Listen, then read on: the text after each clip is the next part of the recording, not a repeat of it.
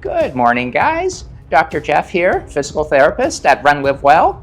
Welcome back, and for new viewers, welcome for the first time. Today, we're going to talk about the most common foot problem that I see in runners. And this isn't just a running problem, it's probably the most common foot problem in humans. About 1/3 of us Americans actually have bunions.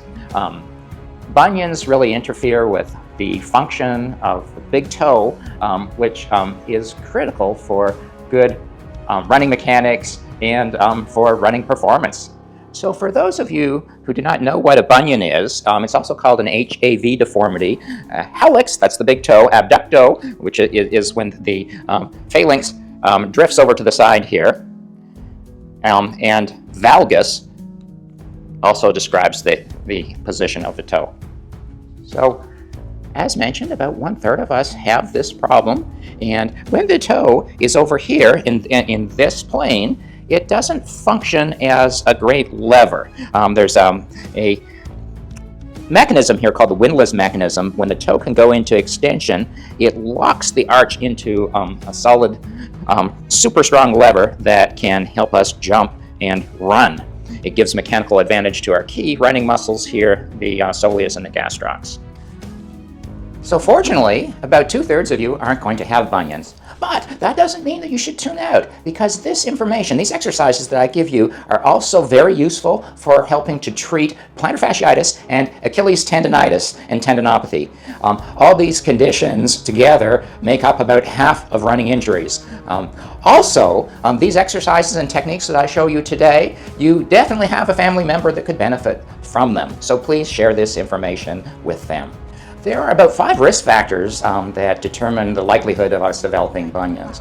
Number 1 is being female. Ladies tend to develop bunions a little bit more frequently, and that's because ladies have wider hips and they tend to overpronate a little bit more, and there is a link between overpronation, flat arches, and developing bunions. The second risk factor is genetics. So I always recommend my patients and runners to choose your parents wisely. The third factor is range of motion. If you have tight calf muscles, you're much more likely to develop a bunion. The fourth factor is foot strength. Foot strength helps you control your pronation. There's a link between foot strength and the height of your arch. So if we can keep our feet stronger, and I have other videos to help you do this. I'm going to be showing you just a couple of physical therapy exercises today, but I have a whole video on strength exercises that you can do at the gym for your feet.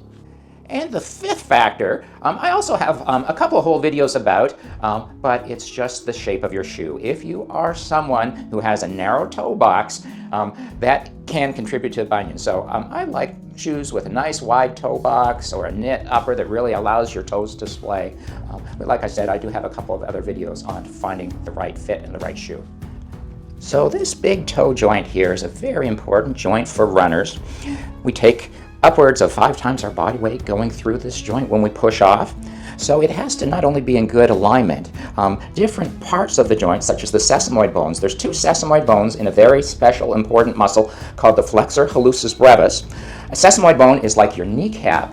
It's a bone that we have to increase the leverage of our muscles and get more strength out of a certain sized small muscle. When the sesamoid bones get out of track, and this happens with the bunion because as the distal toe goes laterally, the medial sesamoid can jump out of its groove.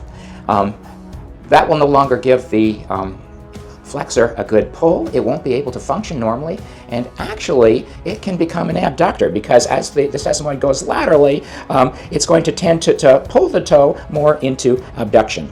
So the takeaway here is if you are not able to keep your joint in good alignment, the big toe in good alignment, we have to find a way to help it. Otherwise, contraction of this flexor hallucis brevis muscle can do more damage to your foot, especially when you're running.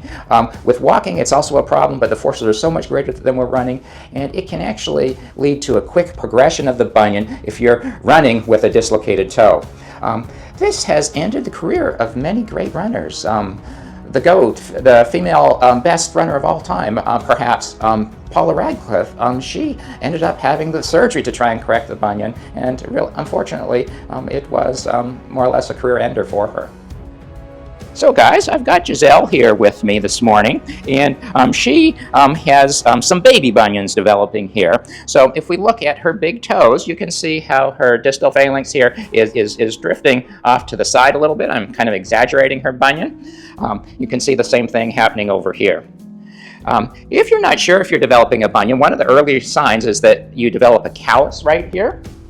And she has the callus on both sides. Now, are you able to splay your toes? Good. This is a good sign. So this isn't a very severe bunion. Can you let your toes come back to neutral here? So it's very important when she exercises that she has her toe in good alignment. So the toe is supposed to push up and down in the sagittal plane here.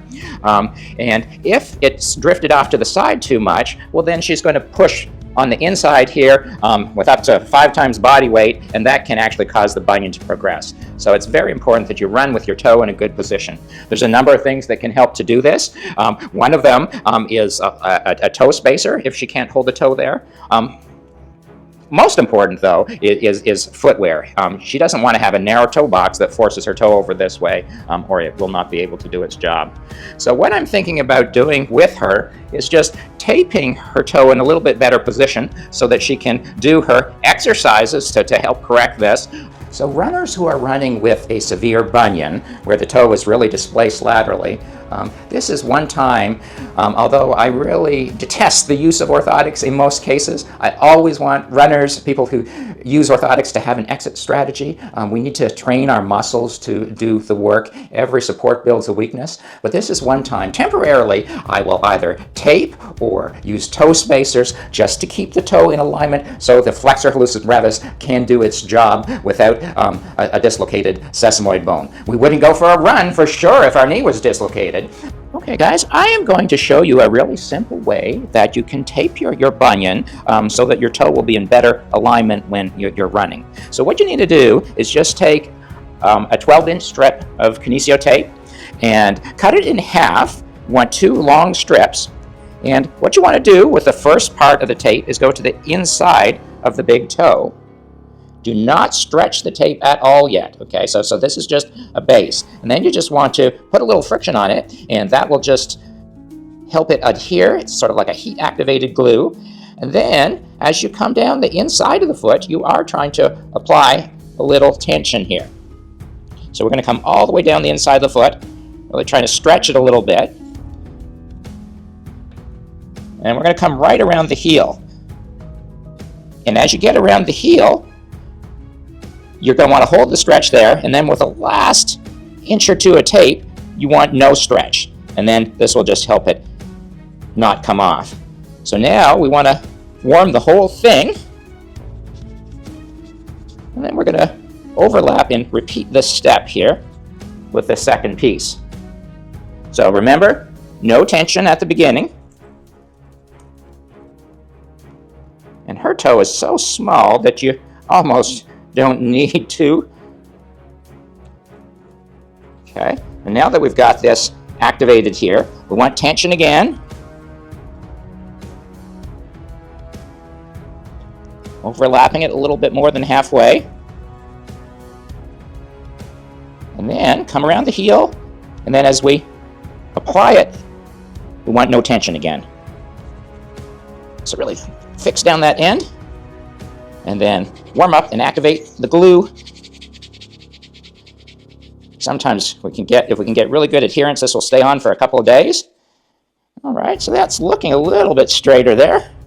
Good. She's got a little space in between her big toe and her second toe. And there's a real relationship between the height of the arch, the medial longitudinal arch of the foot, and the development of a bunion. So if we can keep the arch a little bit more supported with a few strips coming across this part of the arch here, it will also help to hold the tape in place.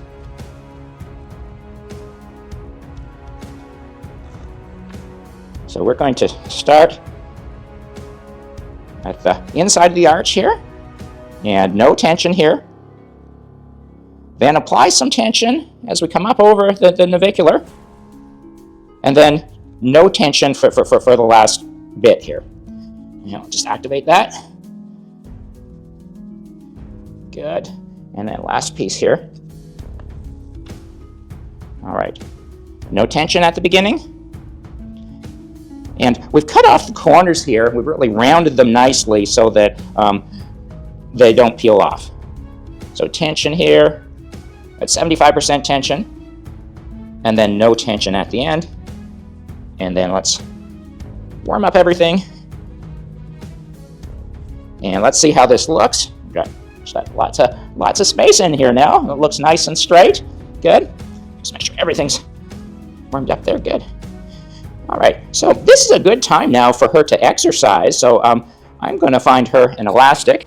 There is evidence in the literature that if our toe flexors are strong, we can jump higher and run faster.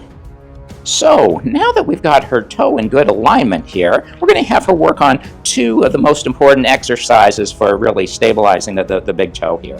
We're going to work on strengthening her flexor hallucis brevis, this muscle here. I'm going to let her hold on to this. And what she's going to work on is just flexing the big toe in good alignment. So you're not pointing your toes here, so no motion of your ankle joint. It's just flexion of the big toe. And she wants a band that's tough enough so that she can only do about 8 reps. So really keep some tension on here so that you're not going to want to do more than 8. And you're trying to keep good alignment here, so space in between these toes here. And let's see if you can get about 8 here. And when you get really good at this, when she gets really good at this, she'll be able to just flex the big toe without flexing the other toes. Any pain with this? No? Good. All right. So we'll call that 8 reps there. And then the second key muscle group to work is the tibialis posterior muscle group. It is the main muscle that holds up the arch of the foot. And for this specific problem, I love to work these 2 muscle groups because the flexor that we just worked, actually part of it attaches into the tendon of the tibialis posterior. So if the tibialis posterior isn't strong enough to really stabilize the arch, the flexor isn't going to have anything to pull on. So what we're trying to do with this one is a motion that we call supination of the foot, which is a combination of inversion and plantar flexion and adduction. And let's see if you can get 8 of these. So just back and forth. Trying to keep those toes apart. And let's see if we've got 5 more good reps here.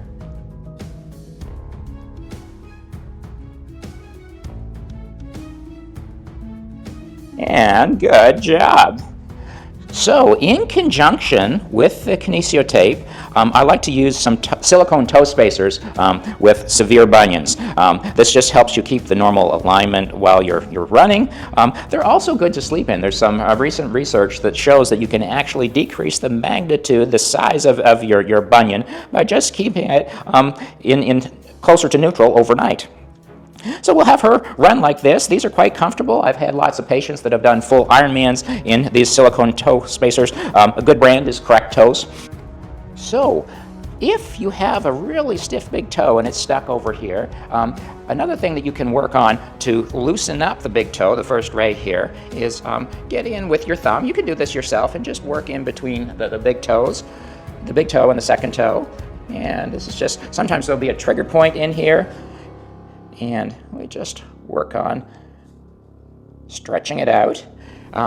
Once she builds up a tolerance for this, and you can get in a little deeper, you can use an instrument such as this.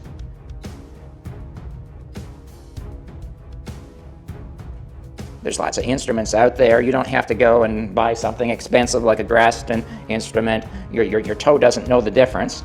You can also use an Apple pencil and just get in here and erase your bunion. So when a runner can't touch their knee to a vertical pole that's 4 inches from their big toe without keeping the heel down, this tells me that they're at a really high risk for foot injuries, bunions, plantar fasciitis, and Achilles tendinopathy. When I do a video gait analysis with runners, the key point in the gait cycle that I always look at from 2 different views is something we call mid-stance. And what's so important about this mid-stance is you're at maximum pronation. So a lot of the kinematic faults are going to show up here. So if someone doesn't have enough dorsiflexion to get their kneecap over their toe at mid-stance, they're going to get the motion somewhere. The body is going forwards like a freight train, so the next available joint to take some of this motion that's limited at the ankle is the midfoot. So you are typically going to hyperpronate and toe out a little bit, and that shifts the weight to the inside of the big toe, which can cause your bunion to progress. So a common problem that leads to overpronation of the foot that's really common in runners is tight calf muscles. So I just want to make sure that you guys are stretching out your calf. If you need to, a quick test to see if you need it is to just bring a pole 4 inches in front of your big toe, and you should be able, keeping your heel down, you should be able to bend the knee and touch the pole. And she's having trouble doing that, so she really needs to work on some calf stretching. A good stretch with this problem is to just put your heel up on the pro stretch here, and then we dorsiflex the big toe to really lock in that windlass mechanism. It's really holding up her arch here. And then all she does is she tries to weight bear through the heel until she can feel a good stretch in the calf here. Let's keep the knee bent at about 20 degrees. This is going to emphasize the soleus, and she's going to hold this for about 30 seconds. So you should feel a good stretch in this part of the calf.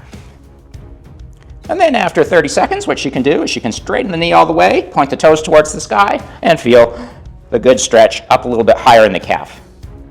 Good? So another exercise that we're going to work on to really help with supinating her foot, let's have you turn and face this way. And what I want to do here is really have her work on activating her glutes here. The glutes, although they're a long way away from the foot, they act to supinate the foot in a closed chain. That's when the foot is on the ground. So what we're going to have you do is bend your knees a little bit. Imagine that you're walking down a railway track and you're trying to lunge from rail to rail. I just want you to take 2 steps forwards and then 2 steps backwards, side to side. And I want you to concentrate on keeping your arches up. So really co-contracting these arch muscles. We call this doming the foot. So short foot posture, and let's have you walk forwards down the track and backwards. And let's have you try a few of these. You're trying to keep the whole foot on the track, toes pointing forwards and then forwards. Good. Keeping those arches up, short foot posture. Really try and stretch the band. Good. And then let's have you turn sideways. So we're facing over this way now. And bend the knees, and let's have you really stretch the band and still work on that short foot posture. Back and forth, and let's try a few reps here. Toes pointing forwards. Excellent.